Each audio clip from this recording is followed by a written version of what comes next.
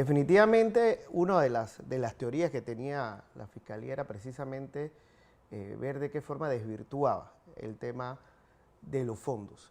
Y quedó claramente establecido durante el acto de audiencia no solamente la licitud de los fondos, sino que también eran fondos lícitos y que habían entrado y que forman parte del sistema bancario. Nosotros siempre hemos sido de la tesis de que en este caso, que se reúne un grupo de empresarios en Panamá para adquirir un medio de comunicación, como se hace en innumerables negocios en este país, y que se hace a través de medios lícitos, y que estos fondos también son avalados por los oficiales de cumplimiento y gerentes de los principales bancos en este país, que no estamos hablando de cualquier banco, estamos hablando de los principales bancos que tienen una cartera de cuentavientes y de clientes grandes y que forman parte de los emporios comerciales bancarios que existen en este país. Todos estos dineros fueron avalados por autoridades y que vimos también durante todos estos actos de audiencia que fueron desfilando como testigos y que todos a su vez manifestaban que en efecto los dineros habían entrado de forma lícita y que adicionalmente a eso ninguno de ellos manifestó de que existió en algún momento opresión o coacción o algún tipo de acción que pudiera ser catalogada como sospechosa. Yo creo que en ese sentido el sistema bancario panameño es robusto en cuanto a sus leyes, y te lo dice alguien que también que conoce algo de temas de cumplimiento, y sabemos los controles rigurosos que los bancos tienen cuando se dan este tipo de transacciones. Quedó plasmado que las debidas diligencias se hicieron, claro, se investigaron quiénes eran los que estaban detrás de la compra y todo se realizó de acuerdo a la ley. Lo que hemos visto es que definitivamente a un Ministerio Público desesperado por buscar su fin, que ya es un fin que ya todos conocemos, que lo que buscan o han tratado de buscar es precisamente buscar una inhabilitación. Y es como lo decía el licenciado Carrillo hace un momento, el único que ha sido juzgado, ha tenido un doble juzgamiento, se llama Ricardo Martinelli. Ahora, con este caso de New Business, vemos nuevamente cómo el Ministerio Público se acciona y no vimos en ningún momento en los actos de audiencia que se le diera la oportunidad a la defensa de poder repreguntar a los famosos testigos protegidos, que casualmente hoy vi un video que andaba uno por ahí. En un hotel, supuestamente, en uno de ellos, supuestamente, sí, ¿no? En un momento de esparcimiento que está muy bien, sin embargo, creo que era una oportunidad de que tanto la Fiscalía como el juzgado debieron ubicarlos, claro, debieron remitirlos, y ellos, el testimonio de ellos, claro que es importante. Y precisamente por eso creo que los abogados defensores necesitaban nuevamente repreguntar, porque sabemos que por lo menos a uno de ellos existió coacción por parte del Ministerio Público y otros actores particulares que salieron también durante la audiencia, como es el caso del hermano de la fiscal Zuleika Moore, William Moore, que fue en repetidas ocasiones mencionado dentro del acto de audiencia. Quiero preguntarte, Jorge, estas personas como testigos o en su momento socios, porque participaron también en esa transacción y no solo en este negocio, sino en muchos otros anteriormente, porque son gente de negocios, son empresarios, manejan muchos recursos. ¿Qué beneficios pueden haber recibido que de la noche a la mañana ni siquiera se mencionaron ante la jueza Valoisa Martínez? Bien, hay que recordar que ellos inicialmente hicieron declaraciones. Posterior a la llegada del señor William Moore, todo cambió. Todas las declaraciones fueron cambiadas de forma totalmente distinta a la inicial que habían declarado. Ya en la segunda culpaban, decían, y vemos como con suma preocupación de que todos ellos los reúne un mínimo común divisor que se llama William Moore, que a este señor ni siquiera se le llamó para preguntarle la hora, por lo menos como testigo, claro, de cuál había sido su rol.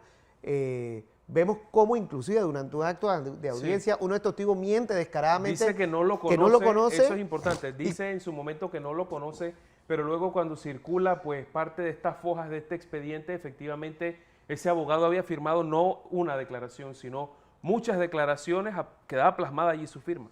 Y aparte de eso, lo más grave es que también sucede la aparición de otro abogado que en ese momento, en ese lapsus de fechas, este abogado había sido condenado por delito de narcotráfico. Entonces, ¿cómo este señor, junto con William Moore, tienen participación directa en el armado de estas declaraciones que cuando ya vemos que los abogados defensores durante los actos de audiencia fueron desgranando poco a poco esas y desvirtuándolas, yo no veo la forma en cómo la juez Valoisa Martínez va a valorar o pudiera valorar las declaraciones de testigos que inclusive durante el acto de audiencia mintieron. Claro. Específicamente, el perito Eliseo Ábrego, él en su momento habla de que los fondos del expresidente Martinelli fueron lícitos, pero al referirse a otros de estos socios, de estos empresarios, dice que solo revisó, por ejemplo, una sola cuenta. Es gente que está acostumbrada a la actividad económica de nuestro país.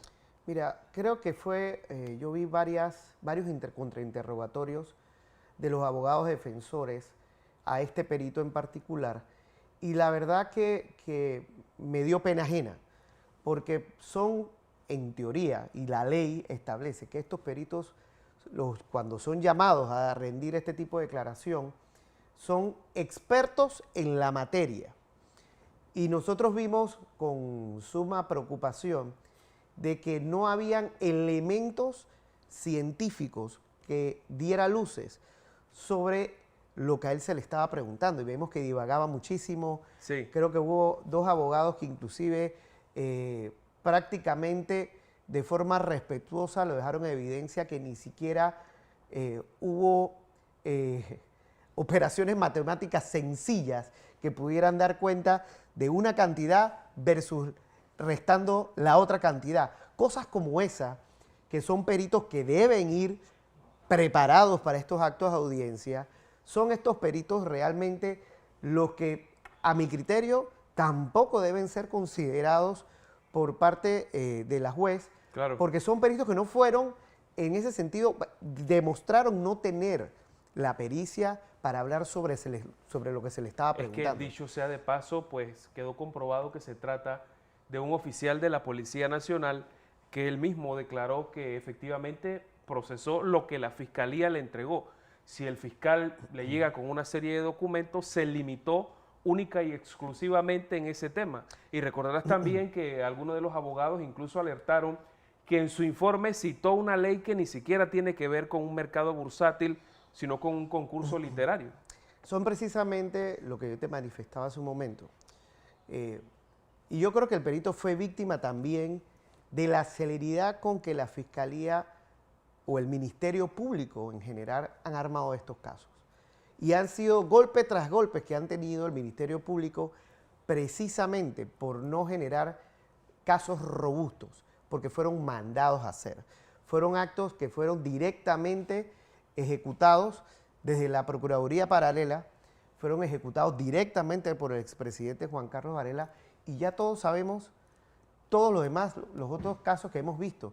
Por ejemplo, aquí lo que se trató de decir en algún momento que los testigos protegidos, precisamente para preservar su identidad, no podían ser llamados, pero vimos cómo fue llamado el famoso testigo protegido en el caso Pinchazos. Las dos veces y que fue contrainterrogado por parte de la defensa y cómo quedó en evidencia al final, diciendo de que fue coaccionado para declarar lo que declaró en su momento. Entonces esas son las cosas que definitivamente la juez va a tener que valorar, porque aquí no se está hablando sencillamente de un caso cualquiera, se está hablando del caso que va a depender de lo que se decida la suerte de panameños, porque al final lo que se está buscando es una inhabilitación, ya hay inclusive hasta fechas programadas en cuanto a condenas, apelaciones, casación. Entonces eso no puede ser.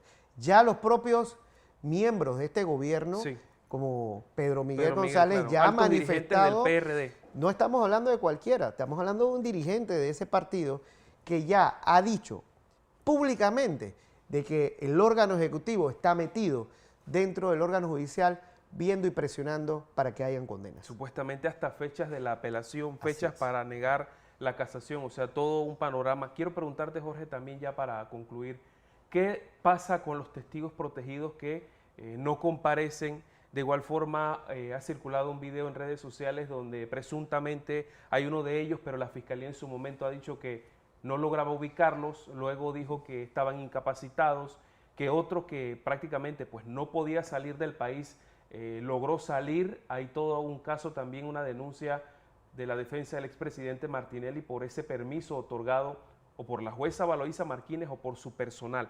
¿Qué debe ocurrir con estos testigos protegidos a nivel legal con todas estas situaciones? No comparecieron, pero se da esta situación de que sí salieron del país a pesar de que no podían. Bien, eso es un momento, en su momento debe tomarse en consideración, porque resulta ser una burla para todo el país, no solamente para el equipo de defensa, sino realmente para una administración de justicia realmente objetiva, realmente imparcial, que estos testigos protegidos los estamos viendo departiendo socialmente, los estamos viendo en fiestas, los estamos viendo en su residencia, hasta fuera de su residencia, en hoteles, qué sé yo, y que resulta ser que ni el juzgado ni la fiscalía podían localizarlo. Entonces eso es más que cualquier otra cosa, es una burla a todos nosotros que creemos en la justicia y que creemos en el Estado de Derecho. Entonces, ¿cuál es el mensaje que estamos mandando? Un mensaje de impunidad, un mensaje de querer hacer las cosas de forma acelerada por querer traer de los cabellos un fallo para inhabilitar a una persona, o realmente queremos administrar justicia en este país siendo o administrándola de forma objetiva y de cara a la ley.